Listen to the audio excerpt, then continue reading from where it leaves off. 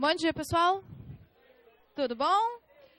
Vocês acabaram de ter aula com a Sabrina, né? É difusos que ela dá para vocês? Espetáculo, né? Bom, deixa eu me apresentar para vocês. Meu nome é Leila, eu sou defensora pública aqui de São Paulo desde 2007. Tá? Eu atuei no começo nas varas da infância e juventude, durante 3 anos e meio, ali nas varas infracionais. Depois eu assumi a coordenação do núcleo da infância. Vocês sabem que é um núcleo especializado, né? Bom saber porque vai cair na prova, tá? O núcleo especializado da infância e juventude por 4 anos e agora eu estou assessorando o defensor geral. Ok? Logo, teremos um dia de estudos de infância e juventude. Tá certo? Muito bem. Já adianto, falo sem parar. Sou uma desesperada. Se eu já faço isso no semestral, quem já teve aula comigo sabe, vocês imaginam que eu faço em 5 aulas, né? O que significa que, se eu começar a falar demais e vocês ficarem em pânico, e eu sei que vocês vão ficar, vocês levantam a mão e falam, Leila, calma, volta, sem problemas, tá bom? Se não entenderem, também volta que eu explico tudo para vocês. Eu tenho que dar o máximo de informações, no mínimo de tempo, fazer vocês aprenderem tudinho. Beleza? Então tá bom. Uma dica para vocês, já, não deixem este negocinho para o final. Já estou adiantando. As 3 matérias que mais reprovam, isso é histórico na Defensoria de São Paulo. Infância, humanos e difusos. Ok? Infância é a matéria que mais reprova. Não estou falando por falar, não. Vocês podem perguntar para quem for. Segunda fase, então, decepa cabeças. Tá? Primeira fase, não conseguem fazer 2 pontos. Quem já prestou prova da Defensoria sabe que eu não estou valorizando. Estou, mas é verdade. Tá? Então, estudem. Nossa, vamos comparar infância, processo civil. 75 mil coisas de processo civil, 75 de infância. Só que, quer que não, vocês já ouviram falar de processo civil na vida. Muitos de vocês não conhecem muito infância. Ok? Então, leve esse trocinho a sério, porque senão vocês vão tirar 8 pontos de processo civil e 1 de infância, não vai ter adiantado nada. Tá bom? Leve esse trocinho a sério. Estou falando a verdade. Bom, então vamos lá. Outra coisa. Esse ano, esse concurso agora trocou o examinador, certo? Começou... Oi? Agora ferrou. Olha só. Então, começou com o Flávio Fraceto, depois foi a Fabiana Zapata e agora é o Bruno, não é? É o Bruno que vai ser o examinador de vocês de infância. Leila, isso é bom ou é ruim? Complicado. Olha só. O Bruno, ele é um excepcional defensor público. Ele é defensor público de 4 concursos da Defensoria. Ele é defensor público no interior, ele começou em Bauru, hoje ele é defensor público em Ribeirão Preto. Eu conheço o Bruno é meu amigo pessoal até. Não tenho informações privilegiadas, tá? Já está gravando, não tenho, tá? Mas conheço bastante o estudo dele porque a gente já trabalhou junto muito tempo. Pelo núcleo, ele é membro do núcleo especializado da infância e juventude. Ele sabe a matéria, então não estudem por cima, porque ele sabe muito. Aliás, hoje ele está em Harvard fazendo um curso sobre primeira infância. Ele sabe, tá? E na semana passada ele estava no Canadá fazendo visitas em entidades socioeducativas. Ele sabe do assunto, tá? No interior, defensor público que atua no interior, muitas vezes, ele na infância, ele não atua só em uma área ou em outra área. A Fabiana, por exemplo, que foi a examinadora anterior, é para mim, uma das melhores defensoras públicas que tem em São Paulo. Só que a prática dela era infracional. Ela sabia muito civil, mas mais a teoria do que a prática, porque ela não atuava tanto na prática. O Bruno sabe os 2. Porque no interior atua-se o defensor público tanto com infracional quanto com infância civil. Então, ele sabe a teoria é a prática dos 2. Tá? Sabe? Oi.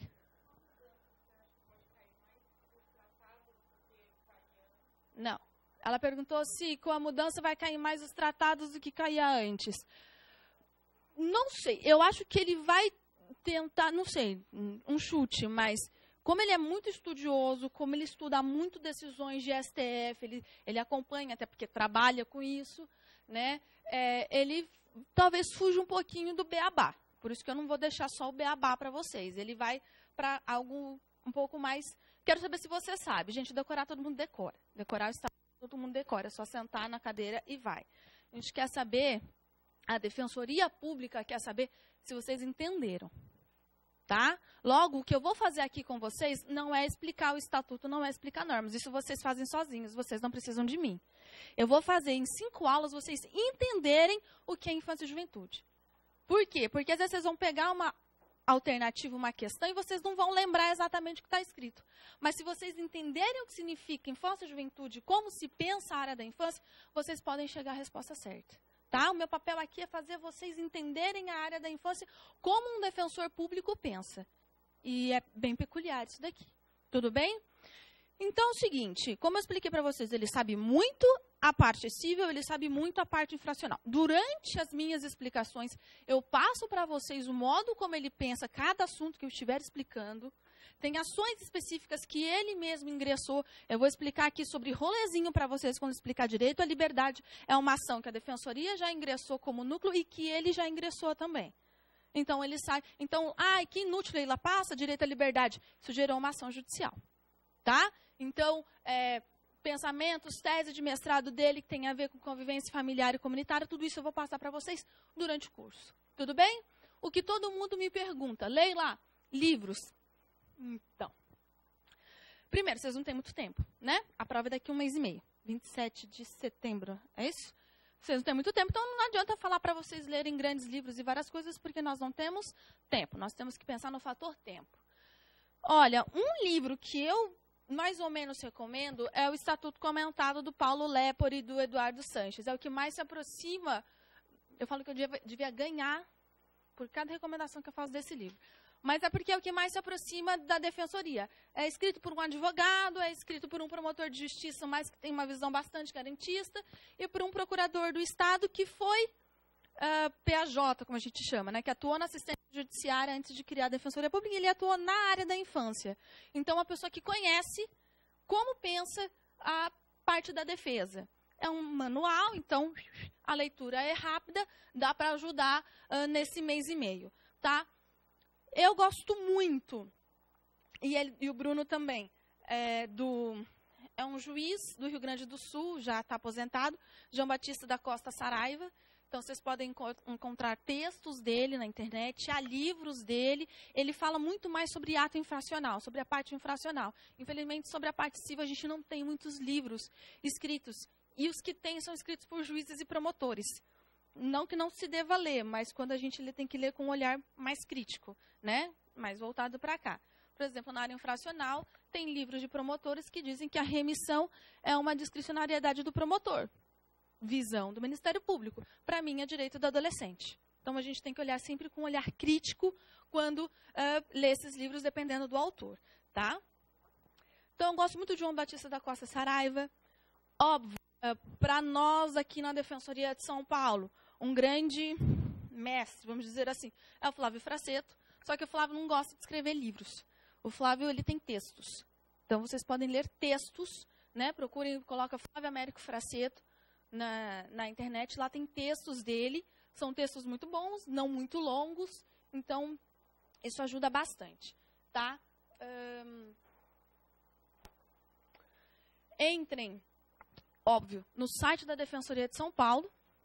Entrem no ícone Núcleo Especializado da Infância e Juventude. Tá? Lá tem, vocês não têm acesso a peças, mas lá tem coisas que a Defensoria tem feito, tem as revistas da Defensoria da Infância estão lá, as revistas da Defensoria foram escritas por defensores públicos, então é importante ler, porque tem a ver com o posicionamento da instituição, né? As teses institucionais da infância, que eu vou citando para vocês ao longo da... Às vezes eu nem falo que é uma tese institucional, mas pode ter certeza que já é uma tese institucional quando eu explicar a matéria para vocês, tá? Importante conhecer as teses institucionais, né, que estão sendo discutidas e que nós aplicamos para também encaminhar este pensamento. O problema da infância é que nós somos muito fluidos, a gente não tem uma coisa concentrada, mas vai dar tudo certo.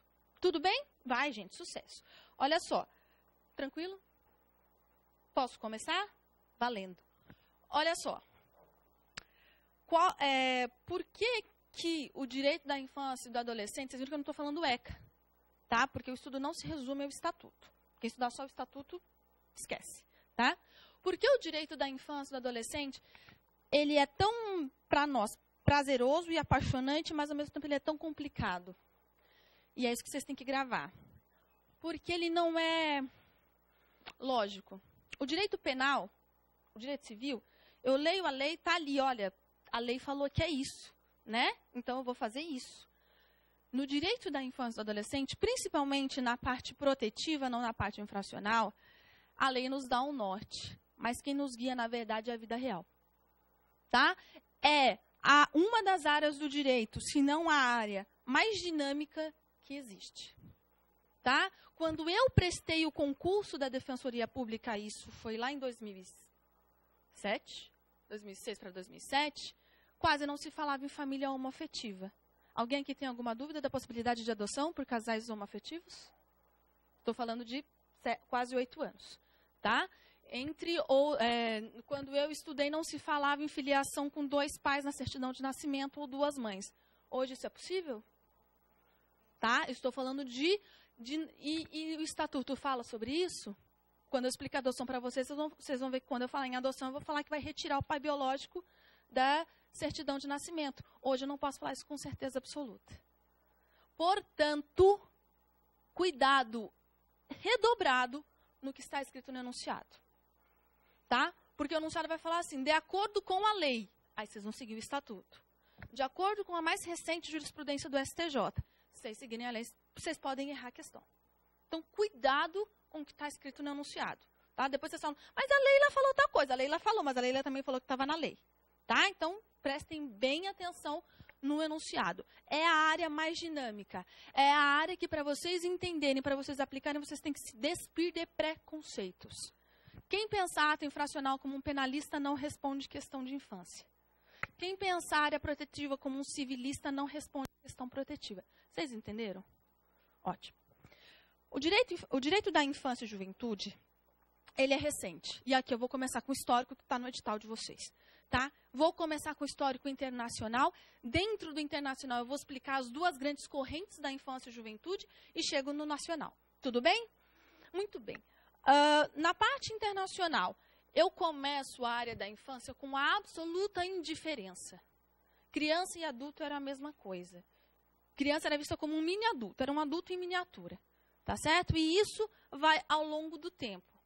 Quando eu começo a ter alguma legislação que fale de criança ou adolescente, vai ser na Revolução Industrial, logo após a Revolução Industrial, quando eu vou falar de direitos trabalhistas. Ai, tadinha das crianças? Não, porque era importante a gente cuidar da relação de trabalho. Então, a primeira norma que eu vou encontrar sobre criança e adolescente, mas de forma até indireta, é no direito do trabalho, nas recomendações da OIT. Tá certo? Proibindo o trabalho noturno, proibindo o trabalho degradante, que hoje é uma recomendação da Organização Internacional do Trabalho. Tudo bem? Eu começo com normas trabalhistas. E assim continuo. Tá? Vocês vão ver com a evolução que eu começo sempre, nunca pensando na criança como criança, na verdade, mas em algo marginal. Então, eu começo com o direito do trabalho. Aqui no Brasil, eu vou começar só na esfera penal. Eu vou começar a olhar a criança de forma especial após a Primeira Guerra Mundial. Na Primeira Guerra Mundial, eu tenho uma legião de órfãos, mulheres, crianças e adolescentes, e o mundo fala, o que eu faço com isso? Não, eles não são mini adultos, eles precisam de uma primeira atenção especial. E aí, em 1900, eu tenho a criação da Liga das Nações, logo depois do fim da Primeira Guerra Mundial. Eu tenho um organismo, vamos chamar assim, um organismo internacional chamado Save the Children, meu inglês é ótimo, né? O Save the Children, que começa a trazer,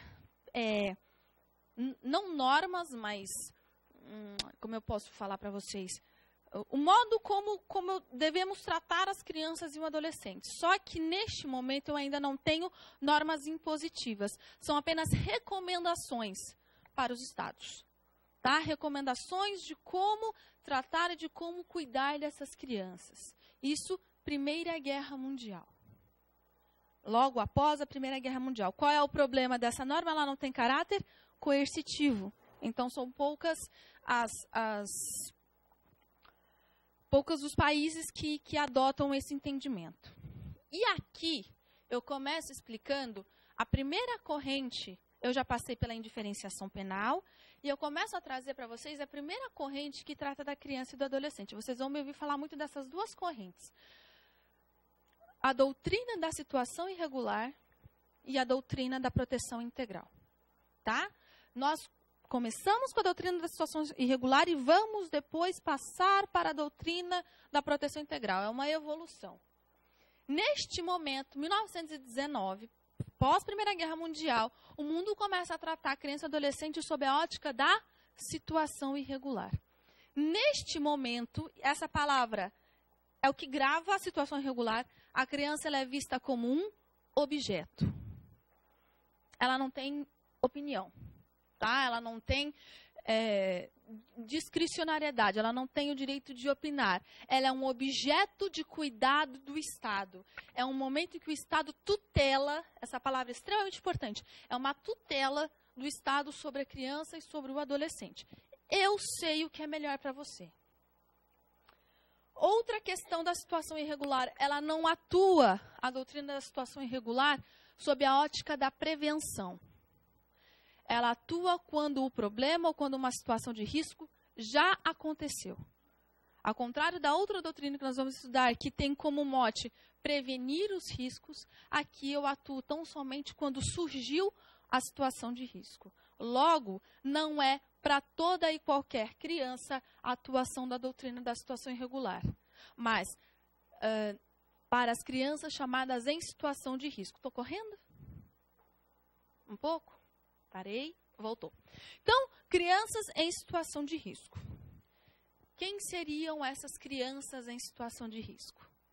As crianças abandonadas, as crianças órfãs, as crianças em situação de rua,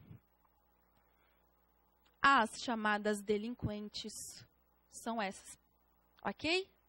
Aqui, eu vou utilizar um termo que eu só vou utilizar enquanto eu estiver explicando a doutrina da situação irregular. Quando eu explicar a doutrina da proteção integral em diante, este termo não se utiliza mais. Aqui, essas crianças, nessa situação, são chamadas de menores.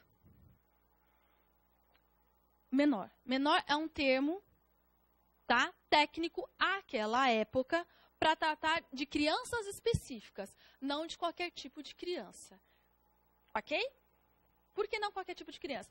Uma criança que está no seio da sua família, sem problema, sem necessidade de intervenção do Estado, ela é tão somente uma criança. Mas, se traz algum desajuste, vejam as aspas que eu estou utilizando, é o menor. Termo que a gente usa até hoje. Né? Eu costumo sempre usar como exemplo, vejam televisão. Se é um adolescente acusado de aparato infracional, ele é o menor. Mas se é uma criança bonitinha para a escola, ela é uma criança. Tá? Ainda hoje nós temos esse termo estigmatizante. Logo, e por uma questão técnica, a partir de 1990 não se utiliza termo menor. Recomendo não escreverem menor na prova. Vão perder ponto. Tá? Não só por todo o aspecto estigmatizante que este termo traz, mas porque ele é atécnico. Tá? A Convenção dos Direitos da Criança de 89 já retirou esse termo. Tá? Então, mas aqui, na doutrina da situação irregular, eu vou utilizar o termo menor, porque aqui ele está correto. Então, eu tenho esses menores. Então, o Estado vai atuar. O Estado aqui ele é visto como assistencialista. Tá? O Estado assistencialista, intervencionista, em cima de crianças e adolescentes. Vou tirar a criança de você, pai, porque você não está pronto para isso. Eu decido o que é melhor para esta criança. É dessa época, aqui no Brasil, a Roda dos Esposos. Já ouviram falar da Roda dos Esposos? Início do século XX. Não pega muito bem ser mãe solteira. Tá? Lembra, uma época que a mulher era vista numa situação de muita inferioridade em relação ao homem. Nasce uma criança, essa criança não é desejada. Ou, que também acontecia, crianças com deficiência. Nascer crianças com deficiência não era interessante manter na família porque era motivo de vergonha.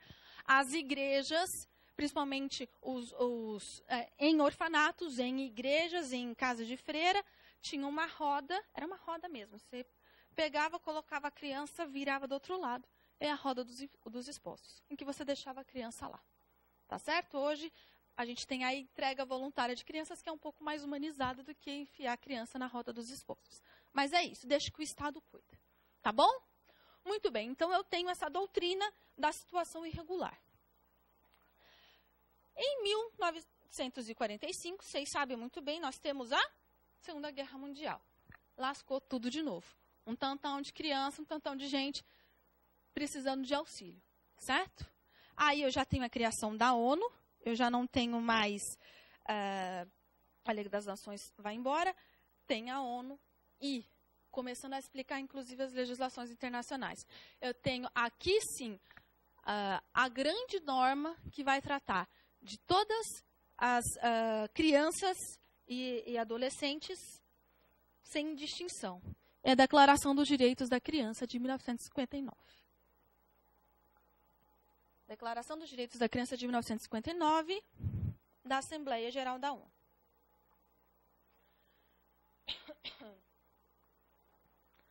Vocês perceberam que até agora eu só falo criança? Tem um motivo para isso. Para a legislação internacional, criança é todo mundo até 18 anos incompleto. Essa diferenciação de criança e adolescente é tão somente em âmbito interno, que eu vou explicar assim que a gente iniciar o estudo do Estatuto. Tudo bem? Mas como eu estou explicando a legislação internacional, eu estou utilizando o termo criança. Mas entendam aqui, criança como toda e qualquer pessoa de 0 a 18 anos incompletos. Tudo bem? Então tá bom. Aqui, na Declaração dos Direitos da Criança e do Adolescente, dos Direitos da Criança, da Assembleia Geral da ONU, eu vou mudar o meu paradigma. A criança, ela vai deixar de ser um objeto da proteção do Estado e vai passar a ser sujeito de direitos. E aqui é a nossa grande mudança. E aqui é o nosso grande problema. Hoje, eu estou falando de 59, mas até hoje no Brasil, o nosso grande problema, que é uma legislação que fala de proteção integral, mas uma atuação baseada na doutrina da situação irregular. É isso que a gente vai ter que confrontar na vida prática e nas questões também. Tudo bem? Leila, o que é esse troço de doutrina da proteção integral? É isso. Neste momento, a criança ela não é apenas um objeto. Ela tem o direito de opinar. Ela também tem o direito de participar da sua criação, da sua educação, da vida em comunidade e da vida em sociedade. Tá? E aqui eu não falo mais de grupo específico. Eu não estou falando só da órfã, eu não estou... termo antigo, né? Da criança abandonada, da delinquente. Eu estou falando de toda e qualquer criança. Se vocês virem o nosso estatuto, o estatuto fala toda criança. Se vocês pegarem o nosso Código de Menores, de 79, vai falar a criança X. Ok? Então, toda e qualquer criança é sujeito de direitos, toda e qualquer criança tem direitos e deveres também. Tudo bem? Muito bem. Aqui eu também começo a falar não só de uma criança, mas do coletivo. Eu começo a falar de tutela coletiva, algo que eu não tinha. Toda criança tem direito. Entendeu? Tanto que o Estatuto da Criança e do Adolescente é uma das primeiras normas no Brasil que fala de direito coletivo. Eu estou falando de 1990. Tudo bem? Muito bem. Também não tinha tanta coercibilidade, também era uma recomendação. Mas é muito importante essa convenção porque ela traz esta mudança de paradigma. Então, eu trago aqui a minha segunda teoria, que é a que vige até hoje, que é a teoria da proteção integral. Aqui, a criança ela é vista como prioridade absoluta. Vocês vão encontrar na legislação um outro grupo de pessoas, vocês vão ouvir falar, que também tem prioridade absoluta. Quem são? Os vovôs, exatamente. E aí? Criança tem prioridade absoluta. Costumo falar, todo mundo tem prioridade, ninguém tem prioridade. Entre a prioridade de uma criança e a prioridade do adulto, prevalece a da criança. Por quê? Porque a criança tem prioridade absoluta aqui no Brasil, prevista na Constituição Federal. O idoso tem em norma infraconstitucional. A criança também tem no Estatuto, mas, além disso, nós temos no Estatuto. Então, entre uma criança e um idoso, criança. Se o governo tiver que definir uma verba entre a construção de uma creche e a construção de um centro para acolhimento de pessoas idosas, eu vou escolher a creche. Ok? Prioridade absoluta. Se eu tenho uma vaga no hospital público e eu tenho uma criança e um idoso na mesma situação, tá, gente? O idoso está morrendo, a criança está serelepe, é óbvio que vai ser o idoso, tá? Mas na mesma situação, a prioridade é da criança. Ok? Sujeito de direitos, ela tem o direito de opinar. No Código de Menores, eu sempre vou trazer já exemplos nacionais. Em caso de guarda, por exemplo, a criança não podia falar com quem ela queria ficar. Hoje ela fala. Tá? Hoje ela tem o direito. E, aliás, se não for ouvido, o processo é nulo, dependendo da idade da criança. Então, esse é um exemplo. Um exemplo de o direito de participar da vida escolar, que não tinha. Você é uma criança, você está na escola, eu decido o que você vai aprender. Tá? A lei relacionada a grêmios estudantis, ela é pós-Estatuto da Criança e do Adolescente. Tá? Muito bem. Então, eu tenho essa declaração que me traz este novo marco, este novo olhar para a criança e para o adolescente. Vamos para as outras normas? A partir dali, eu vou falar de regras de Beijing. Vocês entenderam essa diferença entre esse histórico? Desculpa, eu tenho que ser um pouco mais rápida pelo tempo que a gente tem. Tudo bem? Mas se tiverem dúvidas, vocês me expliquem. Outra legislação que está no edital de vocês. Regras de Beijing, também conhecidas como regras mínimas da ONU para a administração da justiça. Regras de Beijing ou regras mínimas da ONU para a administração da justiça da infância e juventude. Ela é de 85. Se vocês lembrarem de Beijing, vocês lembram de ato infracional. Tá? Só para vocês gravarem. Vocês vão lembrar de ato infracional. É nessa norma que eu começo a ter uma norma que me diz sobre a necessidade de varas especializadas de infância e juventude. 85. Tá? Em alguns países já existiam, mas em âmbito internacional, essa regulamentação surge em 1985. Tá? Ela é uma referência para o julgamento de crianças e adolescentes, autoras de ilícitos penais. Nessa norma, que eu vou ter previsões de julgamento justo, contraditório, ampla defesa, juiz imparcial e especializado. Nossa, Leila, que bobagem. Até hoje, a gente precisa brigar para garantir devido processo legal na área infracional. A Lei de Execução de Medidas Socioeducativas do Brasil de 2012.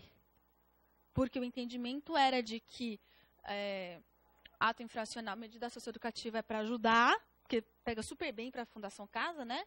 Então, eu não preciso de defesa na execução, porque eu estou ali para ajudar o adolescente. Eu estou falando de 2012, tá certo?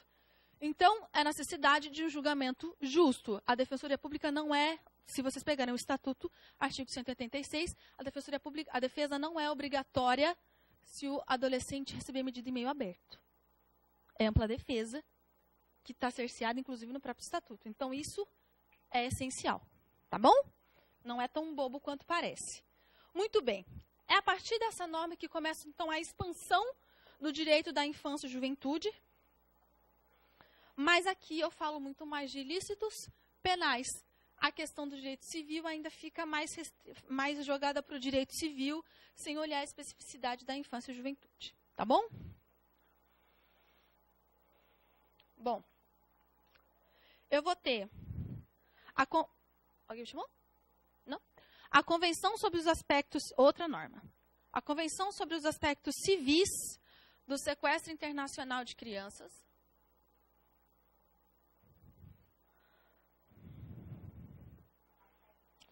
Do sequestro internacional de crianças. Essa norma, ela é de 1980, mas ela foi ratificada pelo Brasil pelo decreto 3413 de 2000. Tá? Ela é de 1980 e foi ratificada pelo Brasil pelo decreto 3413 de 2000.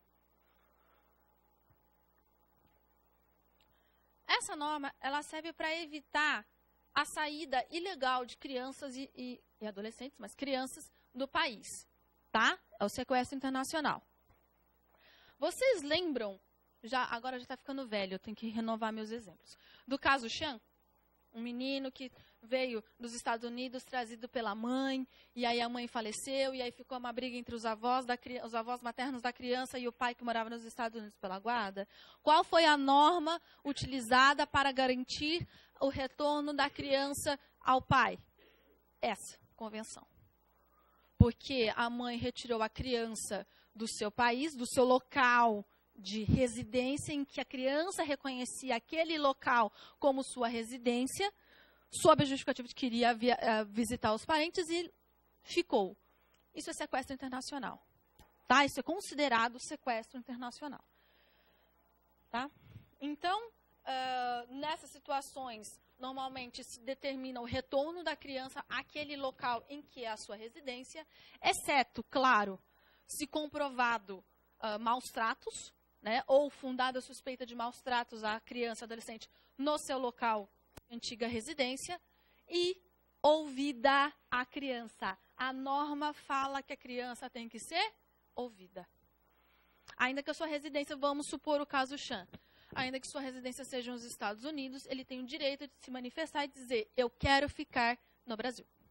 É aqui que eu hoje reconheço como o meu lar. E a sua opinião tem que ser, no mínimo, considerada. Ok? Muito bem. Outra. A Convenção relativa à proteção às crianças e cooperação em matéria de adoção. Convenção relativa à proteção às crianças e cooperação em matéria de adoção internacional. Ela é de 29 de maio de 93 e foi ratificada pelo Brasil pelo decreto 3087 de 99. Eu vou repetir. Ela é de 29 de maio de 93 e foi ratificada pelo decreto 3087 de 99.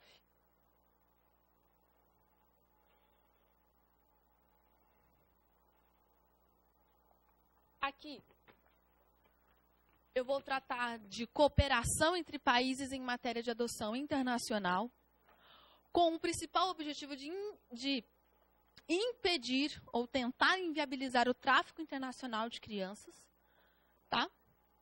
Claro, sempre respeitando a primazia da adoção nacional à adoção internacional, a cooperação entre os países, a decisão de um país já é automaticamente ratificada. Então, se uma criança é adotada por um casal italiano no Brasil, a decisão judicial já é constitutiva, não preciso de ratificação na Itália, porque eu tenho cooperação entre os dois países. Tudo bem? Não preciso de um novo processo na Itália, uma ratificação pelo consulado, nada disso, isso é automático, tá bom?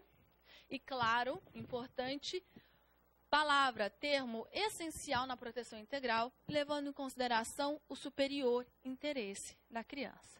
Vocês vão me ouvir falar muito desse termo, superior interesse da criança. As decisões na área da infância têm como norte o interesse da criança. Quando o juiz decidir sobre guarda, ele não está nem aí para a mãe, ele não está nem aí para o pai. Eu falo isso na triagem e o pai quer voar no meu pescoço. Mas é verdade, não está nem aí. Ele está interessado na criança. Às vezes o juiz pode decidir que não vai ficar nem com nenhum dos dois. Porque o que interessa é a criança. Tudo bem? Muito bem. Outra norma que eu quero falar para vocês. Essa a gente já usou muito e usa ainda hoje. São as diretrizes de Riad. Diretrizes de Riad. Ou diretrizes das Nações Unidas para prevenção da delinquência juvenil. Prevenção.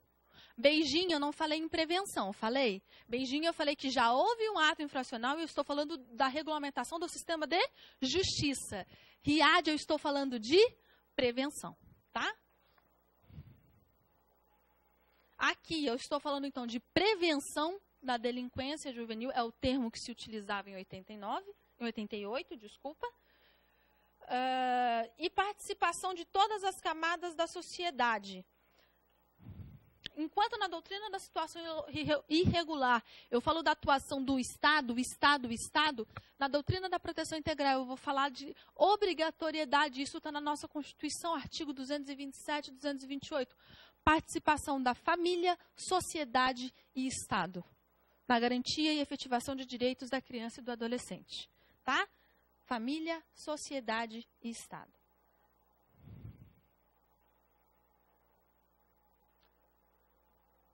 Posso continuar? É nessa norma que eu vou estudar, que vai ser definido o papel da família, olha só. A educação, comunidade, mídia para as massas, política social, ok? Prevenção. Se eu tiver, dá para vocês um artigo para vocês saberem dessa norma, vai ser o artigo 54. Esse artigo 54, ele diz o seguinte, isso nos auxiliou, em que pese eu falar muito sobre esses assuntos, aqui também eu falo de infracional um pouquinho, até porque fala de prevenção de delinquência juvenil. O que diz o artigo 54? Nenhuma criança pode ter um tratamento mais gravoso que um adulto nas mesmas situações. Nenhuma criança pode ter tratamento mais gravoso que um adulto nas mesmas situações. Isso para a gente é extremamente importante, principalmente na parte infracional. Se um adulto não pode ser preso, regime inicial fechado, na prática de um crime, pelo mesmo crime, o adolescente não pode ser internado. Vocês entenderam? Se por lesão corporal leve, um adulto não pode ser preso, um adolescente também não pode, por mais reincidente que ele seja. Ok?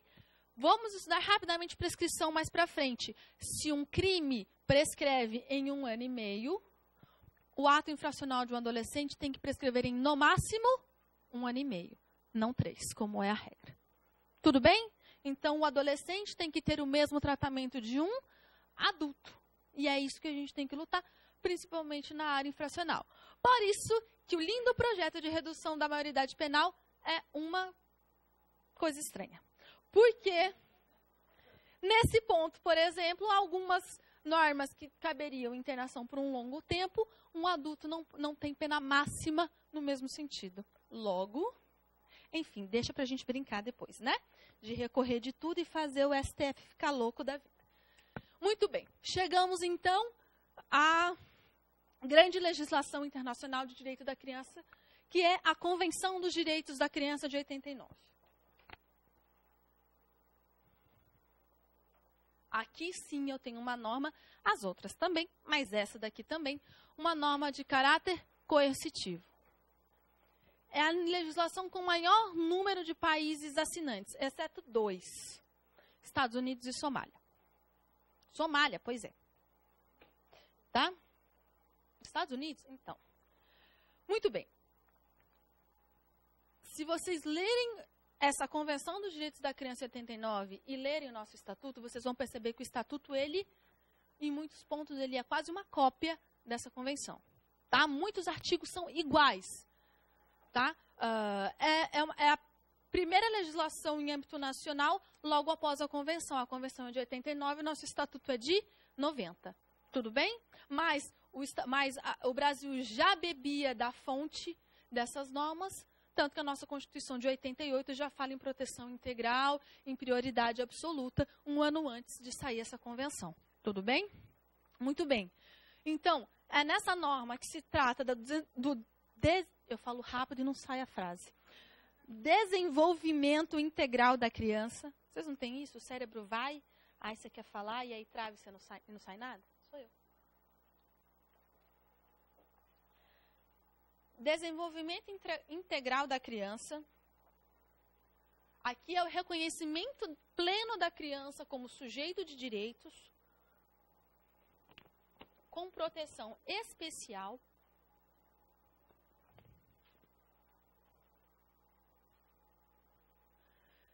Absoluta prioridade. Aqui, Eu vou falar sobre proteção do direito à vida, vida digna, não qualquer vida. Aqui eu vou falar sobre proteção contra a pena de morte. Entenderam porque um dos países não assinou? Tá bom. Proteção contra todas as formas de violência.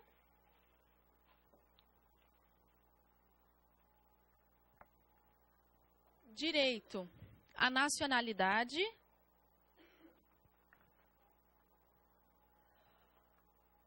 Proteção ante a separação dos pais.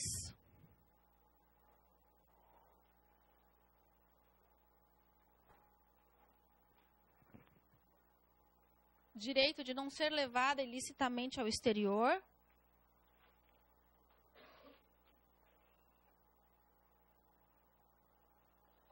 Proteção em relação à adoção.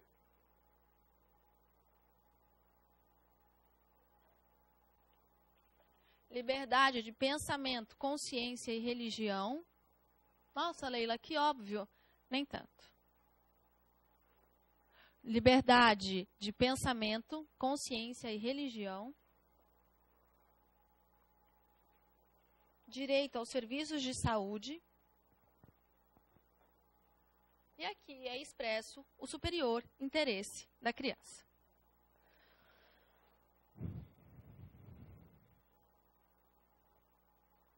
Ok? No Brasil, ela foi promulgada pelo decreto 99.710 de 90. 99.710 de 90. Também é uma norma que fala sobre os interesses meta-individuais e coletivos da criança e do adolescente. Beleza? Chegamos em 89, tá tudo lindo, certo? Certo. Vamos para o âmbito interno? Vamos lá. Então, aqui eu consigo separar a criança do adolescente, tá? Em que apesar de já estar no estatuto, eu vou falar agora.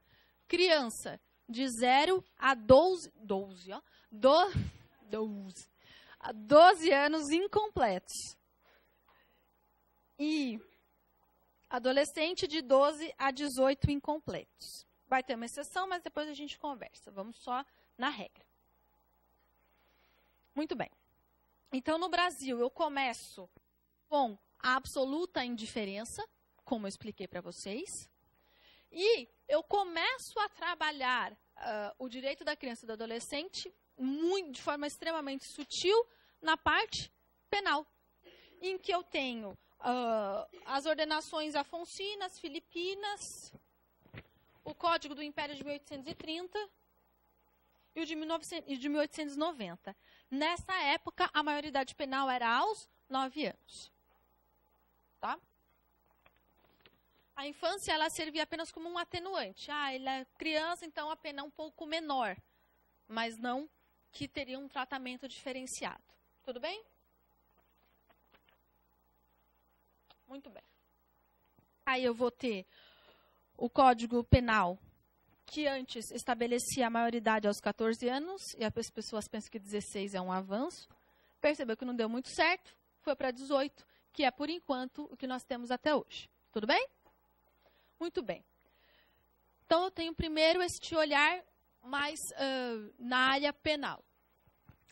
Em 1927, eu tenho no Brasil a minha primeira norma geral na área da infância e juventude. É o chamado Código de Melo Matos. Melo Matos foi um juiz, ele fez quase que uma compilação das pequenas normas que existiam no Brasil sobre infância e fez um código, o Código Melo Matos. A gente chama esse código também de primeiro Código de Menores. O Código Melo Matos, ele traz a doutrina da situação irregular com todas aquelas características que eu expliquei para vocês, tá? Então, trata de situação de abandono, autores de ato infracional, aqui eu já falo em ato infracional, tá? Casos de desvios de conduta. Qual é o grande problema dessas legislações, tanto essa de Melo Matos como a que eu vou explicar para vocês? O excesso de subjetividade nas normas, tá? São termos absolutamente subjetivos e uma concentração de poderes na mão do juiz. Ampla defesa contraditória não é muito necessário. Tudo bem? Então, o que é desvio de conduta? Qualquer coisa pode ser considerada desvio de conduta. Depende da interpretação do juiz. Tá? E as mais diferentes consequências podem acontecer. Cuidava, então, de um conflito instalado e não da área de prevenção, como eu expliquei para vocês. A incidência da norma ela é limitada a situações de patologia social ou de conflito já instalado e não na parte preventiva. Eu não tenho um rigor procedimental, eu não tenho regras de processo definidas a serem seguidas. Eu tenho uma concentração de poderes na mão do magistrado. E falta de garantias fundamentais.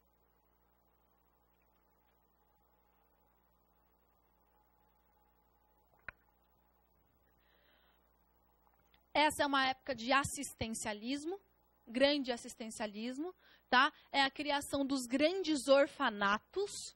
Nessa época nós falamos orfanatos, os grandes orfanatos em que várias crianças eram ali deixadas, tá? Para tutela e proteção do Estado.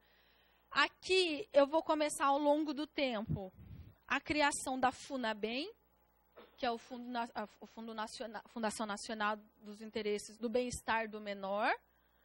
Em âmbito estadual eu vou ter as FEBEMs.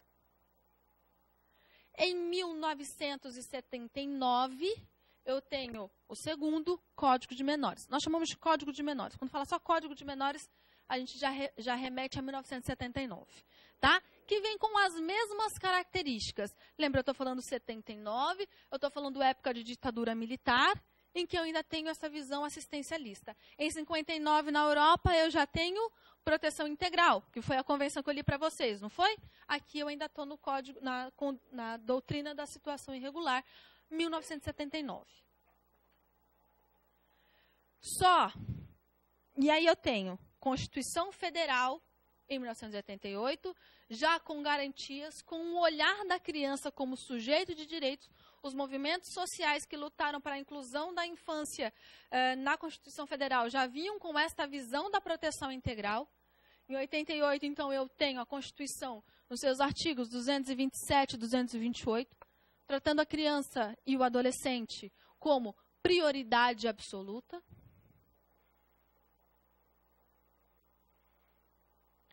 E em 1990, eu tenho a promulgação da até então mais avançada norma que trata de criança e adolescente, que é o Estatuto, tá?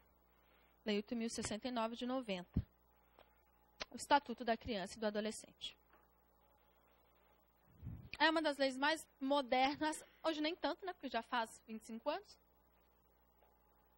na área da infância, mas é a legislação que trata efetivamente a criança como sujeito de direitos, a atuação em favor de toda e qualquer criança, tendo como mote a prevenção do conflito, a atuação da sociedade civil nas definições de políticas públicas em favor de criança e do adolescente. É no Estatuto que eu vou ter conselho tutelar, que é composto pela sociedade civil, com muitos poderes. É no Estatuto da Criança e do Adolescente que eu vou ter a previsão do Conselho de Direitos, o CONANDA, que nós vamos estudar, que tem normas que nós entendemos de caráter coercitivo, metade sociedade civil, metade governo atuando. Eu tenho maior participação da família, o que não existia na norma anterior, a atuação expressiva da família como responsável pela criação e educação da criança e do adolescente, proteção à família. Mas o Estatuto, à época, não era tão forte na questão da defesa. E isso a gente vai conseguindo ao longo do tempo. Tudo bem? Chegamos ao Estatuto? Bora começar o Estatuto.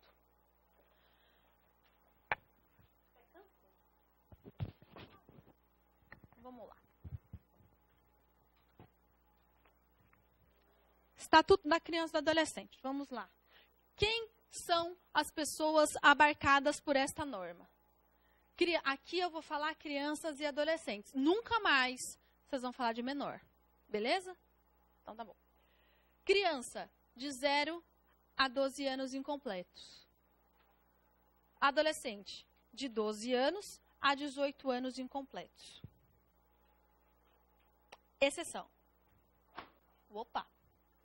o próprio estatuto, no seu artigo 2º, se não me engano, eu não decoro artigos, tá? O número. Eu decoro o artigo, mas não o número. Então, eu corro sérios riscos de falar o artigo errado. Por isso que eu não falo, tá? Então, em casos excepcionais previstos em lei, pode-se utilizar o Estatuto da Criança e do Adolescente até os 21 anos.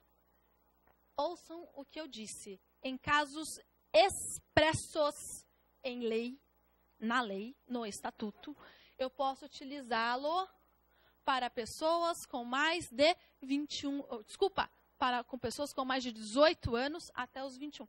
Então, o Estatuto tem que me avisar. Neste caso, se utiliza para pessoas com mais de 18 anos. Vocês entenderam isso? Por isso, daqui a pouco, quando eu explicar a infracional para vocês, eu vou dizer, não se aplica a medida em meio aberto para pessoa com mais de 18 anos.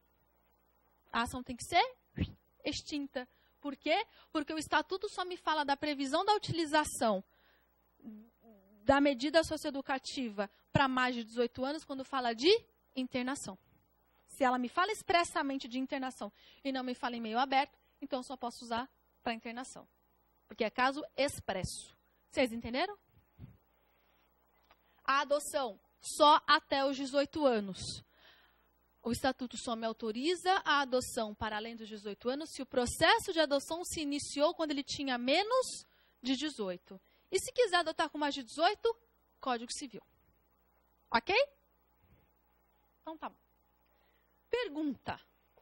E o nascituro? Qual é a teoria que se utiliza o Estatuto? É a teoria conceptualista? Qual a teoria? Se preserva o nascituro? O que nós costumamos dizer nessa parte? Não é que o Estatuto entenda que é um embrião, já é ser vivo e tal, então é contra o aborto. Nem vou entrar nessa discussão, até porque é a primeira fase. Ok? Mas, a partir do artigo 6º, em que se trata do direito à saúde, o Estatuto garante à gestante atendimento pré e perinatal. Leila, o direito é da criança e do adolescente dessa norma. Como o bebê, né, o feto está na barriga da mãe, para eu poder cuidar da criança, eu preciso cuidar da mãe. Então, não estou aqui definindo, não estou dizendo que o Estatuto se alia à teoria conceptualista.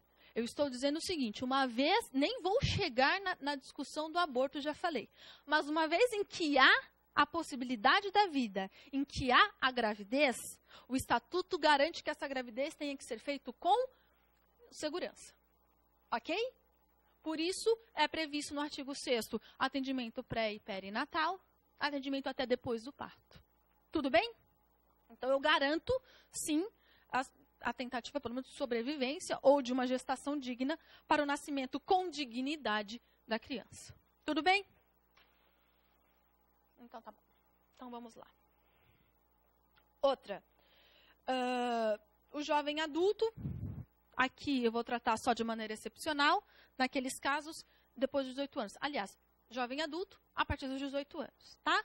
Pelo Estatuto da Juventude, vocês já ouviram falar do Estatuto da Juventude? Jovem, desde os 15 aos 29 anos. Eu já passei em muito da juventude, em que pese a pele de bebê. Mas, já passei.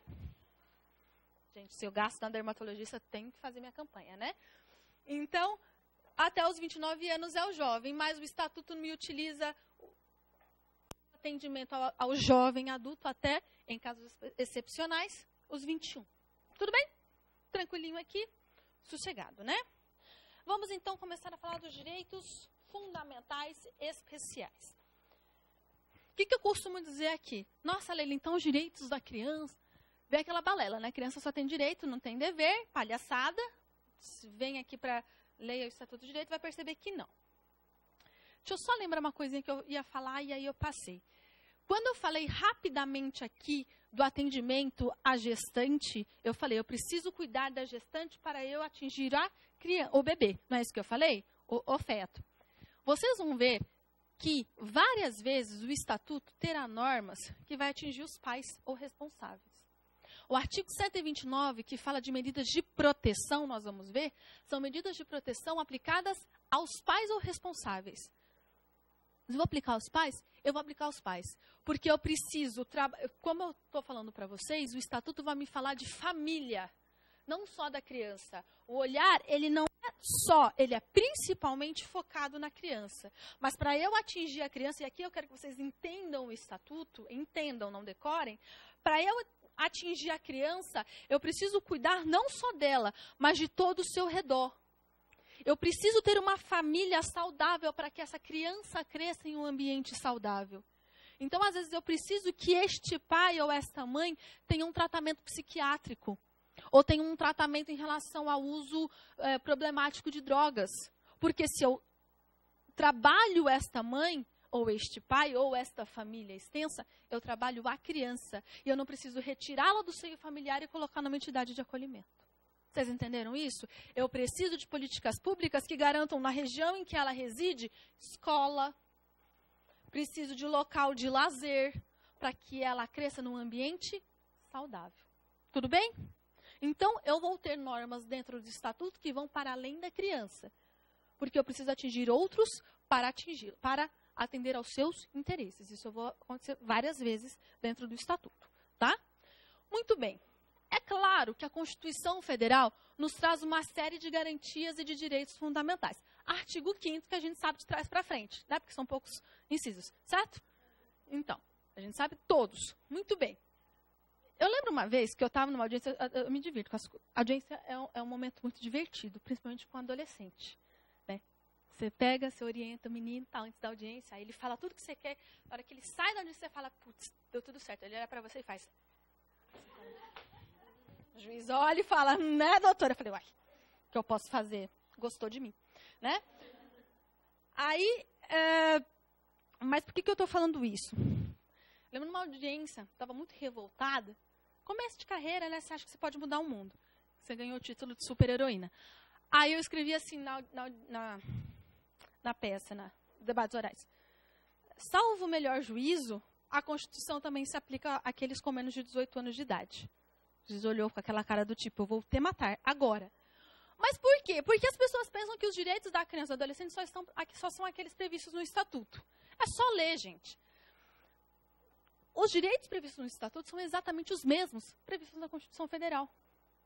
Essa piada, essa ironia que eu coloquei na peça, é verdade. Em tese, eu não precisaria de uma lei, né, uma lei infraconstitucional me dizendo quais são os direitos da criança e do adolescente se eu seguisse a Constituição Federal. Né? Porque tudo que eu vou falar para vocês aqui está na Constituição. Mas por que está aqui? Porque eu preciso desses mesmos direitos fundamentais para a criança, só que com um olhar específico para ela. Ou a pessoa fala, nossa, só tem direito no ECA. Verdade, direito à vida. Mas na Constituição Federal também não tem? Direito à educação, na Constituição também tem. Né? Direito à saúde, na Constituição também tem. Não há nenhuma norma do Estatuto que não esteja na Constituição. Mas qual é a diferença? É o olhar que se dá a cada um desses direitos. Levando em consideração a prioridade absoluta e o superior interesse da criança. Tranquilo? Fácil, né? Começa então. Muito bem. Vamos lá. Vamos começar com o direito à vida e à saúde, artigo 7º ao artigo 14.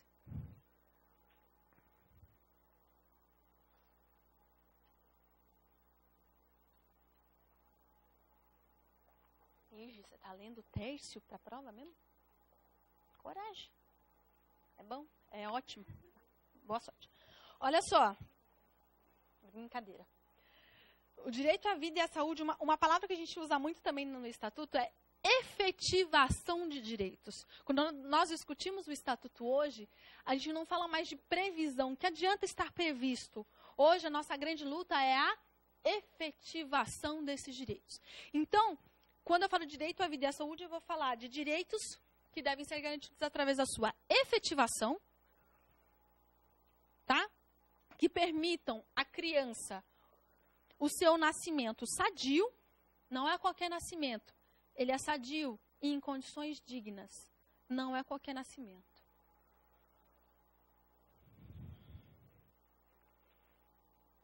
desenvolvimento sadio, nascimento em condições dignas. O canotilho vai falar de mínimo necessário à condição humana. O mínimo necessário à condição humana tem que estar presente. Tá? Adoro canotilho. Aliás, ele é muito interessante quando se estuda constitucional para a defensoria, viu? Ó, eu me metendo na matéria dos outros ainda. Muito bem. Artigo 8º, como eu já expliquei para vocês, falando de saúde, né? Que é assegurado à gestante, através do SUS, atendimento pré e perinatal. Eu preciso, como eu disse, atender a gestante para eu cuidar do feto para o nascimento em condições dignas. O artigo 8º vai trazer uma coisa especial. Lembra que eu brinquei não, eu falei sobre a roda dos dispostos para vocês? O artigo 8º do Estatuto vai me falar de entrega voluntária de criança para adoção, tá? De criança e adolescente. E o Estatuto assegura que esta mãe que deseja entregar a criança para adoção, ainda grávida, que ela tenha acompanhamento psicológico, porque não é uma decisão fácil, certo? E ela precisa estar certa da sua decisão. E mesmo depois, aliás, o artigo 8º, parágrafo 4º, vai falar até do atendimento à parturiente. É muito comum se ter depressão pós-parto. Então, é importante o acompanhamento psicológico dessa mãe para garantir os interesses da criança. Mas não só para o pós-parto, mas para eventual entrega voluntária de criança para adoção. Cuidado, entrega voluntária não é abandono. Tá? Abandono de capaz previsto no Código Penal é crime. Tá? Vou colocar, amarrar no saquinho e botar no rio. Não é legal. Tá? Agora, voluntariamente ir à vara da infância e juventude e falar eu tenho o desejo de entregar o meu filho, isso é absolutamente legal e isso é até incentivado para aquelas mães que realmente não desejam ter os seus filhos, tá? Se fosse um extenso, eu continuaria mais, porque eu já diria se essa entrega por si só não feriria o direito à convivência familiar e comunitária, porque convivência familiar não é só entre mãe e filho, né? O Estatuto não prevê a consulta ao suposto pai. Porque a mãe pode não querer, mas o pai pode querer, né?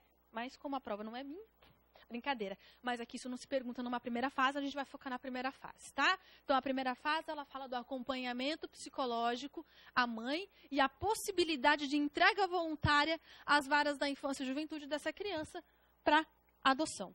Tudo bem? Muito bem. Artigo 13, parágrafo único. Fala desse encaminhamento às varas, que a mãe é encaminhada às varas da infância e juventude para a entrega voluntária à adoção. Importante também no Estatuto, a garantia de aleitamento materno. Tá? É um direito da criança ser amamentada pela sua mãe. Leila, que óbvio. Aqui eu quero um olhar especial à mulher presa. Tá? A mulher, quem está presa é a mãe. Quem tem alguns direitos, não todos, mas só aqueles dispostos na sentença limitados, é a mãe, não é a criança. Ok? Logo, convivência familiar e comunitária, nós vamos falar muito disso, é direito da criança. Tá? Lá no processo penal, vocês vão ouvir o professor falar que a mãe tem direito de receber a visita do filho. Estou nem aí para a mãe. Aqui é a infância e juventude, eu estou falando da criança. A criança tem o direito de conviver com a sua mãe e com seu pai, mesmo que privados de sua liberdade. A sentença penal condenatória, pensando no adulto, não tem menção à privação da convivência familiar e comunitária. Aliás, o Código Penal até foi alterado. Porque apenas suspende o poder familiar por crime doloso contra a vida contra o seu filho. Antigamente falava que se suspendia por qualquer crime que tivesse como pena a reclusão, né? Pena de reclusão. Não. Só suspende o poder familiar se for por crime doloso contra a vida do filho.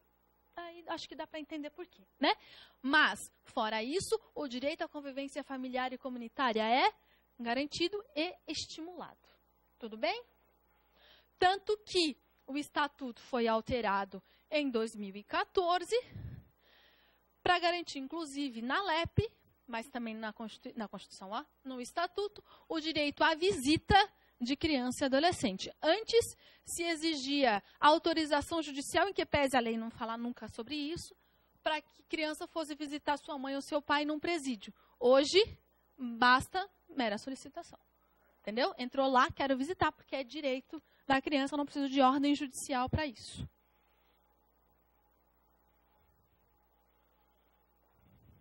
Bom, falando em vida e saúde, também o artigo 13, acrescido pela Lei 12.010 de 2009, nós vamos falar muito dessa lei, é a primeira grande reforma do Estatuto, a Lei de Convivência Familiar e Comunitária, vulgarmente conhecida como Lei de Adoção, que nos informa no artigo 13 que os casos de suspeita ou confirmação, se vocês tiverem um código velho, vai estar escrito maus tratos. Se vocês tiverem código velho, nem fala que vocês foram meus alunos, senão vocês vão errar várias questões, tá? O código tem que ser novo. Então, em caso de suspeita ou confirmação de castigo físico, tratamento cruel ou degradante e maus tratos contra criança e adolescente, tem que ser obrigatoriamente informados ao Conselho Tutelar.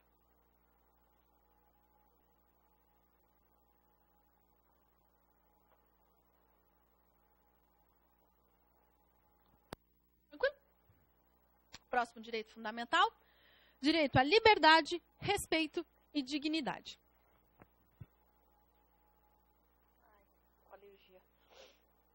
Direito à liberdade. Olha como eu não vou falar nada de diferente. É o direito de fazer ou de deixar de fazer tudo o que se queira, desde que não proibido por lei. Falando alguma coisa estranha? Não. Claro que a gente tem que olhar para a criança, tá, gente? Quem já teve aula comigo sabe que eu tenho 2 personagens muito amados e idolatrados que eu cito nas minhas aulas. Fernandinho e Matheus. Quem são Fernandinho e Matheus? Meus sobrinhos. Ótimas crianças, inteligentes. Semana passada, Fernandinho me ligou e cantou o hino de São Paulo. Lindo. Ele decorou 4 anos. Tá, não, 3,5. Lindo. Sujeito de direitos, certo? Certo. Sujeito, não tem um limite para ser sujeito de direitos. Né? Abriu a boca, chorou, sujeito, quero mamar, sujeito de direitos. Certo? Certo. Muito bem. Fernandinho pode virar para o meu irmão e falar, papai, quero ir para a balada? Não. Tá? Em que pese o sujeito de direitos, é óbvio que eu tenho os limites de acordo com a sua idade e com a sua capacidade de discernimento, né?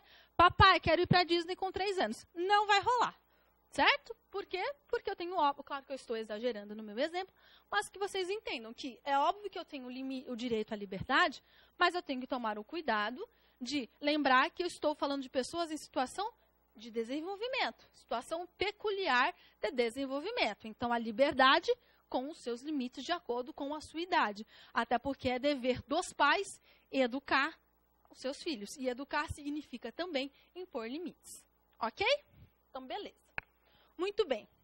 Então, esse direito à liberdade, claro, sempre cerceado com a capacidade de discernimento, e levando em consideração o direito, é um direito-dever dos pais de conduzir a educação dos seus filhos, tá? Dentro desse direito à liberdade, eu uso, e é muito importante, o direito de brincar. Brincar é um direito, tá? O Estatuto fala desse direito de brincar. Parece uma bobagem, mas quando o Estatuto fala do direito a brincar, por via reversa, você está dizendo que é proibido o trabalho infantil. Porque ele tem o direito de brincar e não o dever de trabalhar. Ok? Por isso que tem juiz que gosta de ir em cima de criança e de pai, que está fazendo programa infantil, e o tonto do pai fala que comprou a casa para a família com dinheiro da criança. Criança não tem que sustentar a família. Tá? Qualquer dinheiro conseguido, a gente vai estudar rapidamente depois do direito ao trabalho, é para benefício próprio. A partir do momento que a criança vira arrimo de família, mas ela adora estar na televisão, é exploração do trabalho infantil. Ok? Criança tem que ter o direito de brincar. Criança, direito à liberdade, um outro direito, ela tem direito ao refúgio. Direito ao refúgio se ela é vítima de maus tratos, se ela é vítima de violência física, se ela é vítima de violência psicológica, ela tem o direito até de se opor à guarda dos pais, se esses pais são os autores da violência.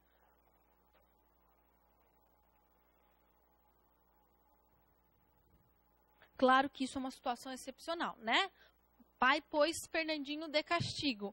Nossa, quero ir embora de casa. Não, né? Então, tudo, né, dentro da proporcionalidade. Dentro do direito à liberdade, aqui eu vou citar 2 casos da Defensoria Pública, um deles, inclusive, com a atuação do Bruno, o examinador de vocês. Primeiro, toque de recolher. Vamos falar de toque de recolher rapidamente? Toque de recolher. O que é o toque de recolher? É aquela determinação judicial feita por alvará, já está errado, que não pode utilizar alvará, ou portaria, seja o que for, em que determinava-se que, a partir de determinado horário, adolescentes não podiam mais andar nas ruas. O direito de ir e vir acaba sendo cerceado. Olha isso. Foi o que eu falei para vocês. Código de menores dentro de um Estatuto da Criança e do Adolescente. É o poder judiciário, o Estado, impondo a educação que é dever dos pais. Tá? Intervindo na liberdade porque eu sei o que é melhor.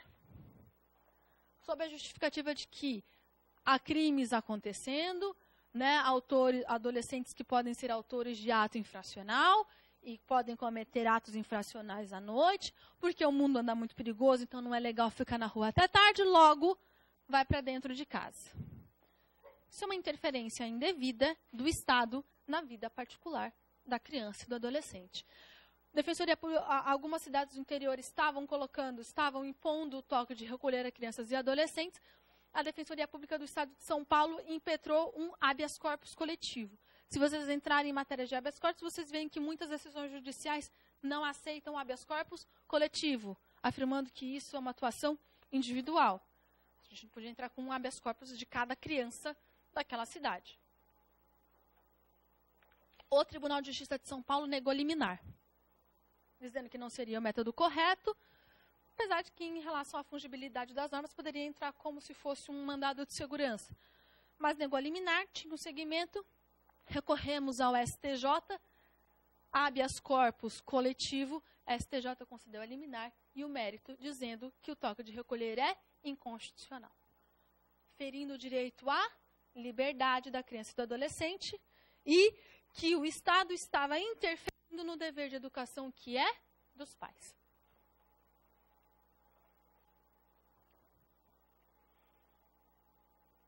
Então, toque de recolher, tanto que hoje em São Paulo, em regra, pelo menos que eu saiba, todos os toques de recolher estavam suspensos, né? Muito bem. Aí parou. Toque de recolher parou. Vamos para... Porque assim, o mundo é criativo. Na área da infância e juventude, a criatividade impera, né? Vamos para uma nova forma de cuidar, porque coitadinha das crianças. O rolezinho. Gente, rolezinho. Tadinho das crianças. Estão lá, no shopping, causando. Quem nunca, né? Foi no shopping para dar aquelas paqueradas e tal. Estão lá, juventude quer entrar no shopping. Gente, vou muito rapidamente explicar aqui. Isso é até um sintoma social. Se eu não tenho um local, lembra que eu falei do direito a brincar? Vamos avançar um pouco? Se eu não tenho locais de lazer, porque o Estado não proporcionou a esta criança ou a este adolescente um local de lazer, eu procuro outros locais de lazer. Inclusive aqueles que não foi o Estado que me proporcionou. Um desses locais de lazer é o shopping. É direito ao lazer. É direito à liberdade. É direito à dignidade. Por que a criança A, o jovem A pode e o jovem B não pode? Porque uma questão de segurança. Entendi. O jovem, por questão de segurança, não pode entrar no shopping, mas ele pode andar na rua. São feitos no interior de São Paulo, tem excursão para ir ao shopping.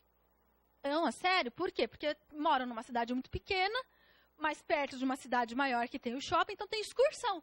Pega o ônibus, os jovens pegam o ônibus, vão até a casa da praia e ir ao shopping.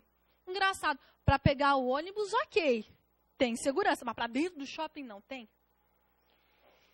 Por que eu estou falando isso? Eu estou dando esses argumentos. Esses argumentos foram alguns utilizados pelo Bruno em relação ao rolezinho em Ribeirão Preto. Em Ribeirão Preto, portaria judicial, adolescente não entra desacompanhado. E sem apresentação de documento. Então, a proibição dos rolezinhos. Isso já estava acontecendo em São Paulo. A Defensoria entrou através do núcleo especializado com uma ação em relação a vários shoppings em São Paulo.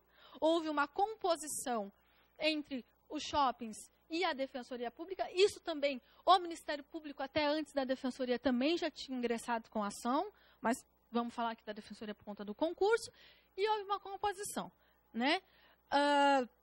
No interior, então, em Ribeirão Preto, isso em Franca, em várias outras cidades, decisões judiciais, portaria do juiz proibindo a entrada de crianças e adolescentes desacompanhados de pais ou responsável. Entrou-se com um mandado de segurança em relação, em favor dessas crianças e desse adolescente, falando sobre conduta discriminatória, vexatória, discriminatória, né, gente? Porque a gente sabe muito bem quais eram os jovens que não entravam, né? Então, discriminatória, vexatória, impedimento ao exercício da liberdade de ir e vir,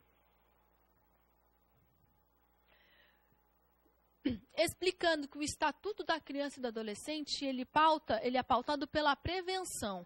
Isso aqui não é Minority Report. Vai acontecer um crime, talvez, quem sabe, então já não entra. Não. Tá? Não é. Então, eu não posso pressupor que talvez, quem sabe, pode ocorrer algum crime ou algum ato infracional ou algum ato de vandalismo e, portanto, desde já não permito a entrada. Então, ninguém mais sai de casa, né? Porque qualquer um pode fazer qualquer coisa.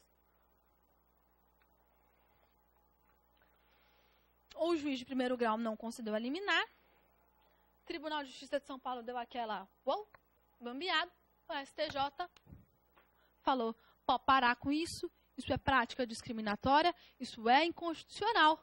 Caiu o alvará, caiu a decisão judicial sobre o rolezinho.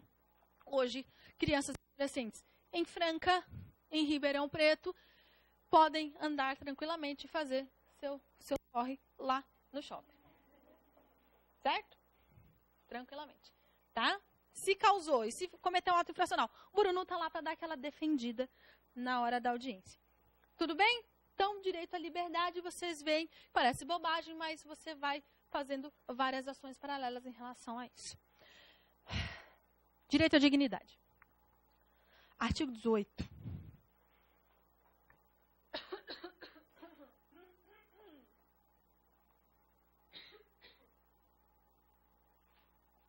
Direito à dignidade é aquele em que deve se garantir que a criança e o adolescente devem estar a salvo de qualquer tratamento desumano ou violento. É muito mais um princípio do que o direito, tá? Os princípios na área da infância e juventude, eu vou encontrar os grandes princípios no artigo 100 do Estatuto, sem parágrafo único, eles são de aplicabilidade imediata. Tá? Eles não precisam de uma norma regulamentadora para que ele seja colocado, tenha a sua atuação correta. Ele é de aplicação imediata. Tá? Com base nesse direito à dignidade, veio a Lei 10.310 de 2014, que vocês devem ter ouvido falar como Lei da Palmada. Não pode bater. Né? E aí deu aquela comoção no mundo. Nossa, não posso mais bater na criança. Não, você pode sair dando porrada em qualquer pessoa que está te irritando? Não, por que na criança pode? Ah, porque ela está sob a minha guarda. Então, mais um motivo porque não pode. Né? Ah, mas o legal é que eles também não leem a norma, né? Nossa, então agora não pode bater porque eu vou preso. Não. A norma que fala esta lei, conhecida como Lei da Palmada, ela não é uma norma punitiva. Ela é uma norma educativa. Por acaso, se vocês pegarem o metrô aqui, sentarem na cadeirinha da pessoa idosa com deficiência, chegou lá o idoso, você ficou bem lindo lá, ouvindo, belo, maravilhoso, e não se deu lugar, vocês vão sair presos? Isso é uma norma educativa. Tá? É a mesma coisa. Isso aqui é uma norma educativa. Não é legal bater. Vocês entenderam? Mais ou menos isso é a norma. É óbvio, essa lei fala o que é castigo físico, o que é castigo psicológico, tratamento cruel ou degradante. Nossa, mas, gente, eu falei que, óbvio que é uma norma educativa, não uma norma punitiva. Mas se der um tabefe na criança, a pessoa pode ser presa? Pode, chama lesão corporal, artigo 129. Tá? Lembrem-se, crianças podem ser vítimas de crimes, né? E o adulto responde pelo Código Penal, tá? Então, levou um tabefão. Nossa, mas é a lei da palmada que vai me responsabilizar? Não, tonto, é o Código Penal, tá? Então, só pensar um pouco nisso. Essa norma também fala de, às vezes, auxílio psicológico aos pais ou responsável, né? Acompanhamento pelo conselho tutelar, por CRAS e CRES, que nós vamos estudar depois, né? Para vocês sobreviverem à prova também. Então, é isso. O direito à dignidade, ao direito de não receber um tratamento cruel, desumano e degradante, tá? Qualquer denúncia de maus tratos tem que ser comunicado ao conselho tutelar.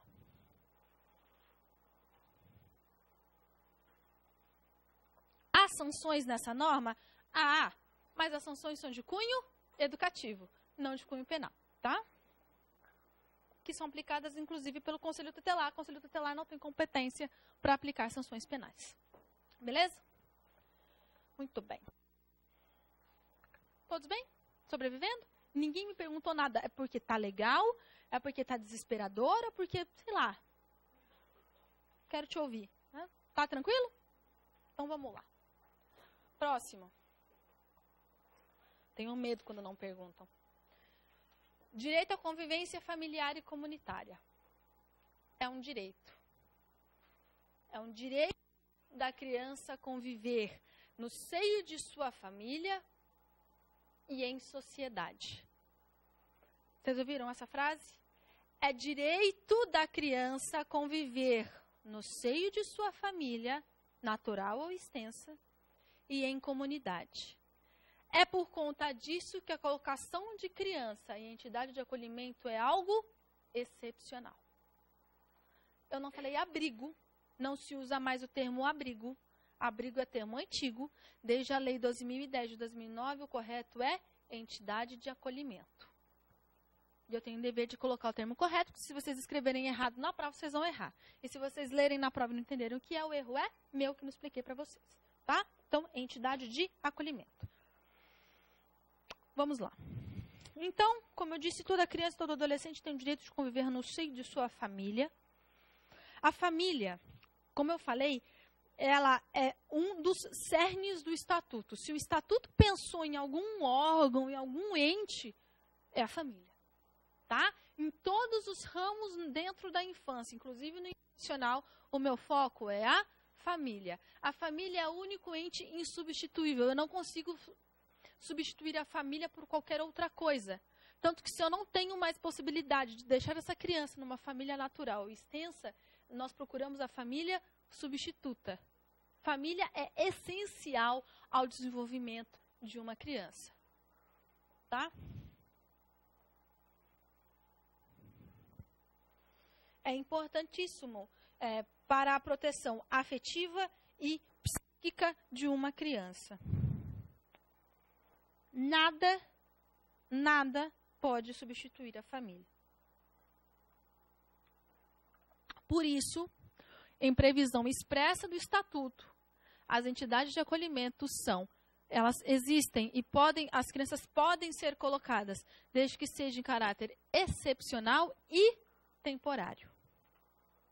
O prazo máximo que uma criança pode ficar numa entidade de acolhimento são 2 anos. Leila, eu já vi mais. Pois é, então. É que às vezes não dá, né? Aí acaba ficando mais tempo, mas é situação excepcional que deve ser fundamentada. Tudo bem? Por quê? Porque o período em que a criança estiver na entidade de acolhimento não é um depósito. Ela não está lá para o pai pensar na vida, ou para a mãe pensar na vida, né? Todos temos que trabalhar neste momento. Então, a partir do momento em que a criança, por exemplo, é colocada numa entidade de acolhimento, é necessário que a equipe psicossocial da entidade de acolhimento, bem como o juiz da vara da infância, bem como o promotor de justiça, bem como o defensor público, bem como a equipe psicossocial, trabalhem para a recolocação da família da criança em sua família de origem. Na impossibilidade, esgotadas todas as formas, não é não quero, é esgotadas todas as formas, é sempre subsidiário, preferência família natural. Não deu? Família extensa. Leila, já vou explicar a diferença dos dois. Não deu família extensa? Família substituta. Na modalidade guarda, tutela ou adoção. Entenderam? Sempre tentando recolocar. É esta a função da entidade de acolhimento. É tentar recolocar a criança de volta à sua família. Porque se determinou que ela deveria sair, é porque alguma coisa na família está errada.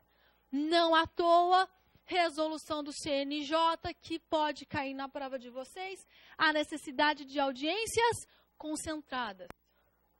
Preferencialmente, dentro da entidade de acolhimento onde está a criança. No máximo, a cada 6 meses.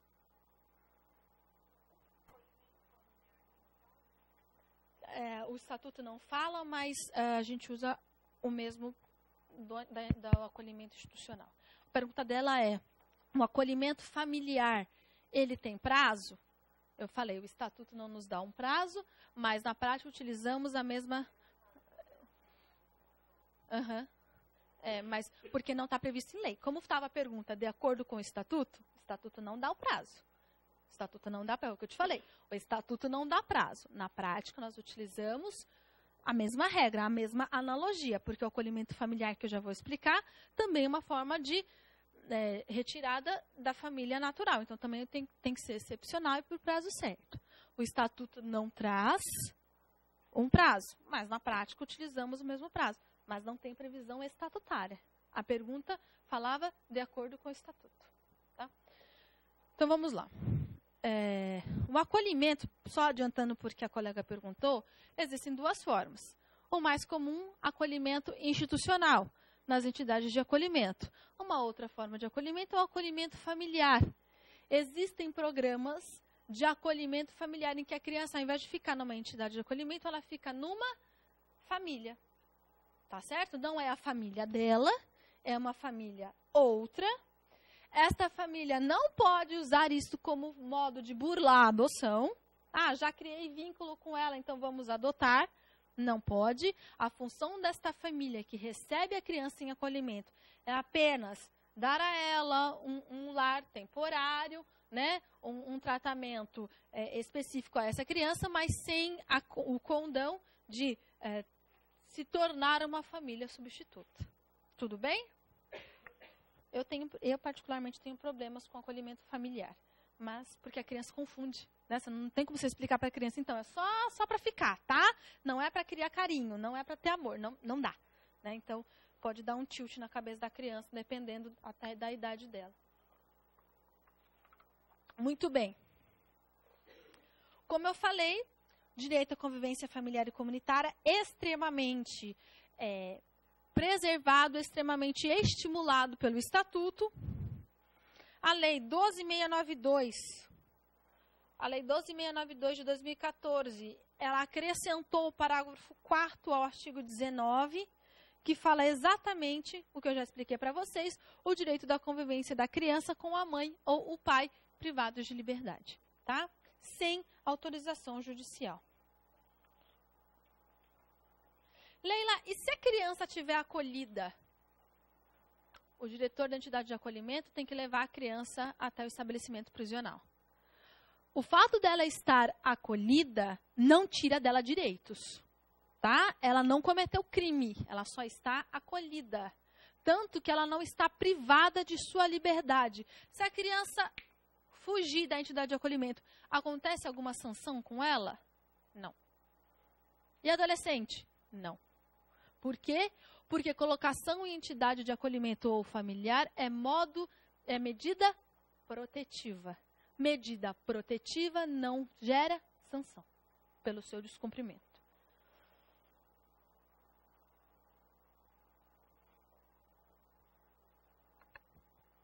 Eu eu vou só falar rapidamente, porque eu vou me aprofundar ao direito à convivência familiar e comunitária quando eu falar de poder familiar. Que aí eu vou falar de poder familiar, da instituição de poder familiar, a entidade de acolhimento, que aí eu vou explicar o PIA da entidade de acolhimento, nananã, guarda, tutela e adoção. Beleza? Eu vou passar só pelos direitos fundamentais. Como eu estou na ordem, falei do direito à convivência familiar e comunitária. Tá? Direito comunitário, não que é o direito à integração social. Tanto é direito à integração social que, se a criança tiver acolhida, ela tem que ser matriculada. Ela não tem que ficar só na entidade de acolhimento. Ela tem que ser matriculada.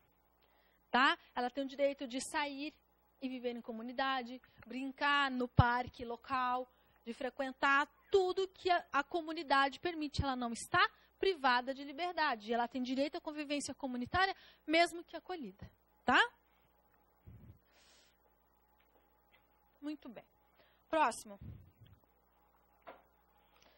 Direito à educação e cultura. Direito à educação é aquele direito à educação intelectual que garanta a vida em cidadania. Ela tem o direito de frequentar a escola, o direito de frequentar o ensino regular. Está em discussão no STF se é legal ou não a educação dentro de casa.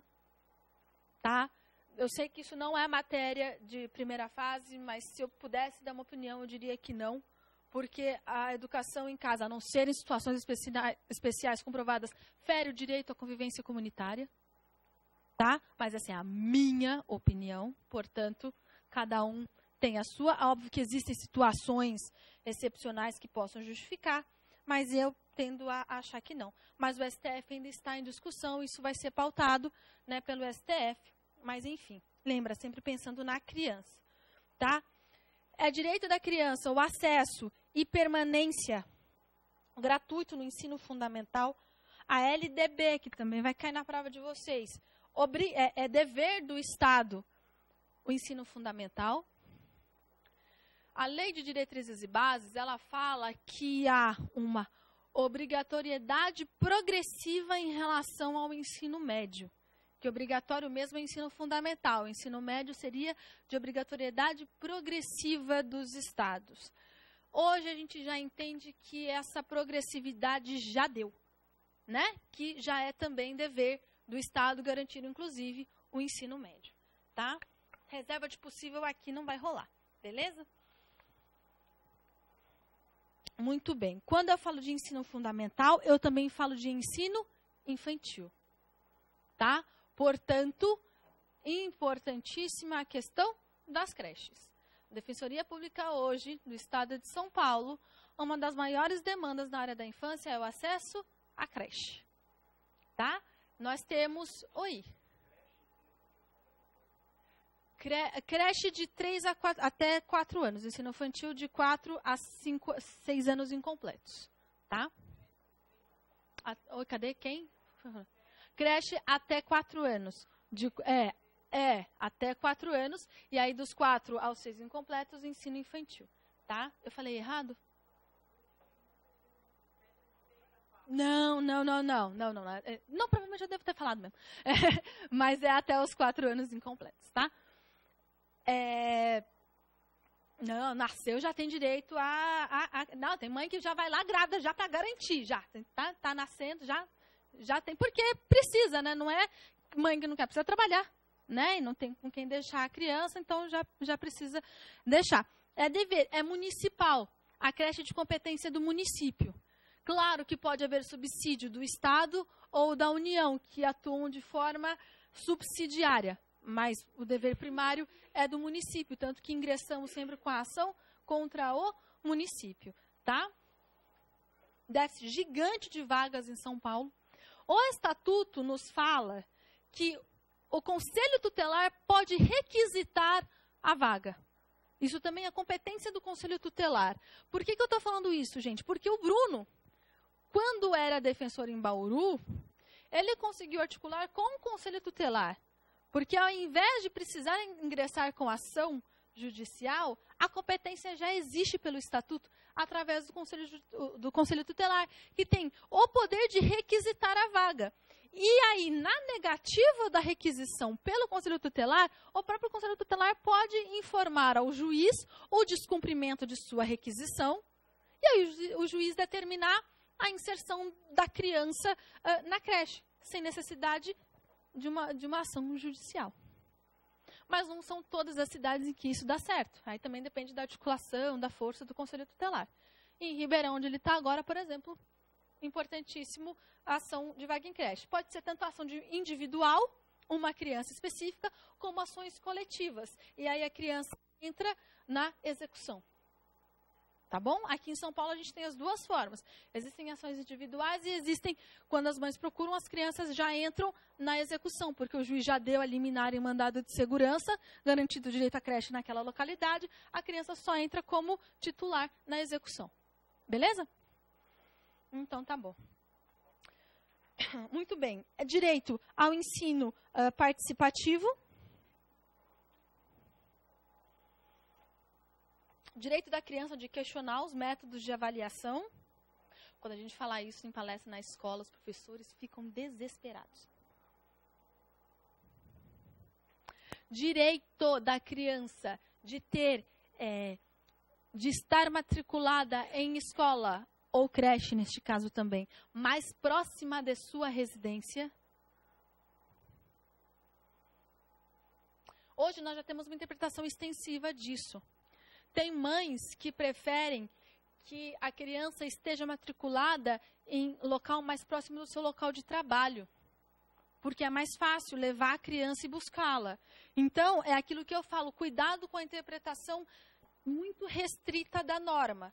Se a pergunta fala de acordo com a lei, eu vou falar mais próxima de sua residência, porque é assim que fala a lei. Mas há decisões reiteradas e pacificadas pela jurisprudência, sim, de que também é possível esta interpretação deste artigo, falando que é possível a matrícula em um local mais próximo do local de trabalho. Porque, às vezes, se você colocar mais perto de casa, a mãe não sai do trabalho a tempo para buscar a criança e a escola fecha. Mais perto do trabalho ela consegue. Tá? Essencial. O ensino especializado a pessoas com deficiência. Aqui é o respeito à educação inclusiva. Não é para segregar a criança, colocar numa escola especial e ali ela ficar separada. É direito da criança, de novo, garantindo o direito à convivência familiar e comunitária. Não só da criança com deficiência em conviver com pessoas sem deficiência, mas também dessas pessoas, dessas crianças sem deficiência, conviverem com crianças com deficiência. E assim haver essa integração. Tá? Isso é essencial para todos. E é claro, não só a matrícula é importante, mas o Estatuto nos fala de qualidade de ensino. Não basta apenas estar matriculado, mas ele tem que estar matriculado em escola de qualidade. Mas tá? Ok? Bom, deixa eu só adiantar e aí eu fico só com a coisa. Eu sou velha, gente, eu não escrevo em computadores e afins, eu gosto de papel. Tá? Outro. Direito à profissionalização e ao trabalho. E proteção ao trabalho, desculpa. Na verdade, quando eu falo de direito à profissionalização, que é um complemento do direito à educação, né? Porque eu posso ter o ensino profissionalizante, eu falo de proteção ao trabalho. Veja que eu não falei direito ao trabalho. Na verdade, quando isso é citado no Estatuto, até com base na Constituição Federal, isso na verdade é um direito ao não trabalho. Quando eu falo que a criança o adolescente só pode trabalhar a partir de tal idade, por via reversa, eu estou dizendo que ele não pode trabalhar com menos idade. Tudo bem? Muito bem. Diz o Estatuto, artigo 60. Proibição de trabalho a menores de 14 anos, salvo na condição de aprendiz. A Constituição Federal, antes que vocês briguem comigo, no artigo 7º, inciso 33, fala que é proibido o trabalho a menores de 16, salvo na condição de aprendiz a partir dos 14. Logo, com 14 anos, ele só pode ser aprendiz. 15 anos, ele só pode ser aprendiz. 16 anos, ele pode trabalhar? Pode, mas com limites, tá? Trabalho noturno, insalubre, não pode, tá? Só a partir dos 18.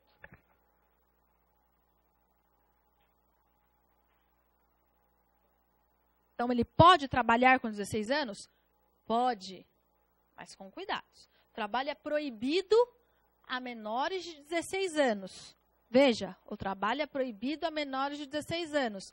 Dos 14 aos 16, ele só pode trabalhar na condição de aprendiz. Cuidado como pode estar essa pergunta, tá certo? O trabalho é proibido a menores de 16 anos, salvo na condição de aprendiz a partir dos 14, tá? Cuidado. Tá? Então, muito bem. Mas se for trabalhar, 16 anos, trabalhar, tem que ter autorização dos pais. Ele não é absolutamente capaz. Lembra? Vamos pegar no processo civil, tá? Precisa de autorização dos pais. O que eu já citei aqui. Criança, em novela, em espetáculos teatrais, em espetáculos e tal. Pode? Ela precisa de uma autorização judicial especial para poder atuar, tá? A CLT autoriza. É um alvará, uma autorização especial, um alvará para que ela possa atuar.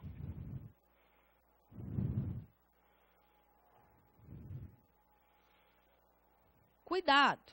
Oi?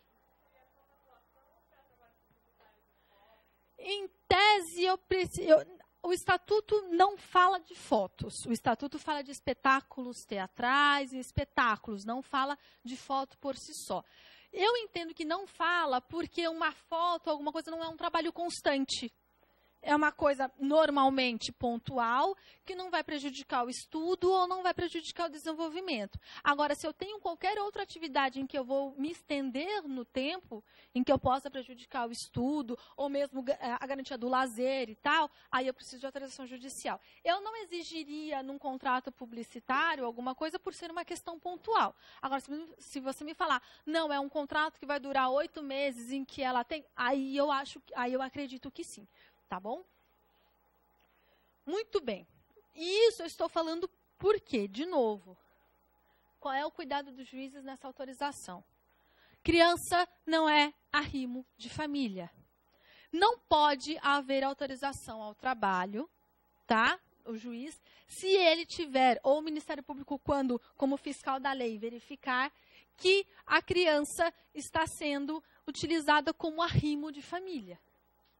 Tá? Uma vez eu falei assim, meu pai do céu, como a Defensoria Pública não pode atuar, né, assim também, né, não é festa do caqui, tem que ter, né, procedimentos específicos. Uma vez eu vi uma criança, não vou falar qual, participando de determinada novela, e os pais todos felizes e contentes, e todo mundo achando super legal.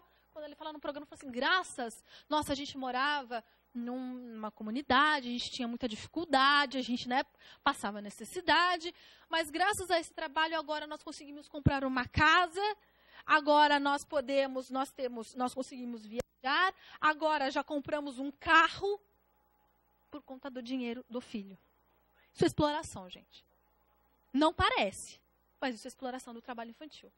Por quê? Todo o dinheiro ganho pela criança, ela tem que se reverter em favor dela. Ah, Leila, mas é uma casa melhor para ela. Gente, não é só para ela. O modo como se verifica. O pai deixou de trabalhar para cuidar, agenciar a carreira do filho. A mãe deixou de trabalhar para agenciar a carreira. Então, está todo mundo em função da criança. Muito cuidado com isso. Exploração do é uma forma de exploração. A gente não pode verificar a exploração do trabalho infantil só aquele mais extremo. O corte de cana, o trabalho no farol, criança vendendo bala no farol, que também é exploração, até as formas mais sutis de exploração. Chegamos à discussão dentro do núcleo da infância, e isso é discussão, e o Bruno pode perguntar, inclusive, quando se fala do direito ao esporte e até trabalho, a presença de crianças e adolescentes desde cedo participando de esportes. Vamos pensar no futebol. muitas crianças começam cedo nas escolinhas de futebol. Ginástica olímpica. É quase que obrigatório que a criança comece desde cedo. Treinar esportes olímpicos. Se isso prejudicar o seu desenvolvimento, se isso impedi-la de brincar, de ter o direito ao lazer, porque o direito a brincar é tão importante? Sua exploração não pode. E aí há um conflito muito grande. Poxa, mas a gente sabe que muitos talentos surgem cedo. E eu preciso trabalhar essa criança cedo.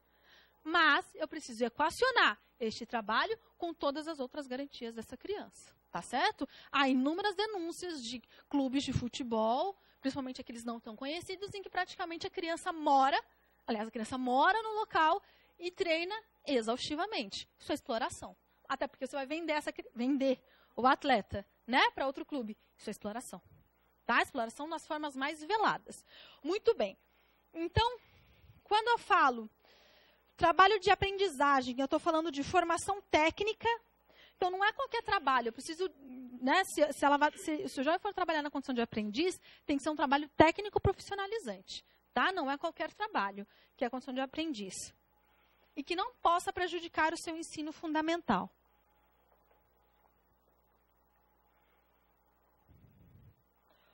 A atividade tem que ser de, no máximo, 6 horas por dia. Máximo 6 horas por dia. Tem que ser um salário baseado no salário mínimo. Não pode ser, vou te dar R$300, vou te dar R$500. Eu tenho que ter o salário mínimo como base. Fundo de garantia e 13º. Dá para você evitar a exploração do trabalho, né? Contrata um aprendiz para não precisar contratar um trabalhador regular, porque se paga menos.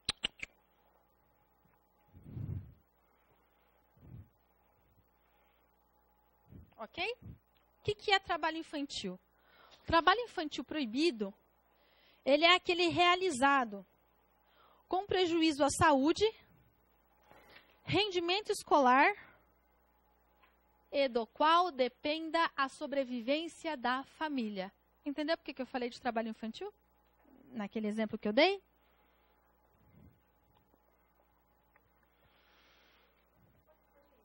Opa! Bora lá. Então, o trabalho infantil proibido é aquele realizado com prejuízo à saúde, rendimento escolar e que dependa a sobrevivência da família. Criança não é arrimo. Criança tem outra função.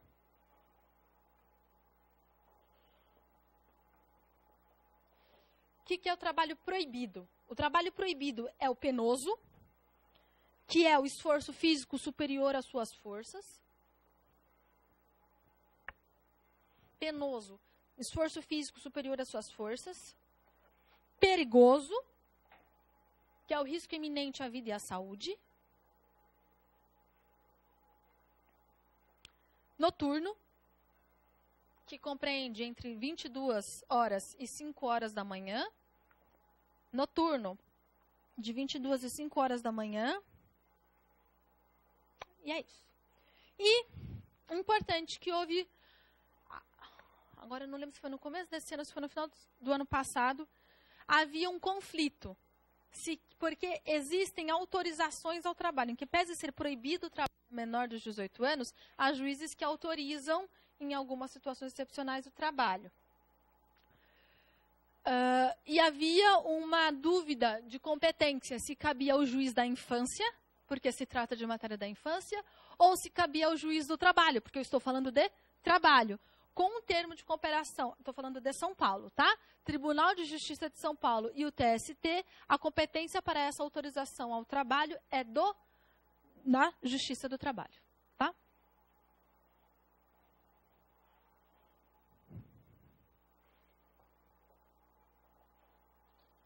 Ok, pessoal? Aula que vem, a gente vai falar de convivência familiar e comunitária, guarda, tutela e adoção, conselho tutelar e de direitos, para depois eu partir para o infracional e pretendo terminar o curso com vocês falando de leis extravagantes, tá? LOAS, SUAS, saúde mental, que cai bastante na prova. Tudo bem? Até a próxima aula.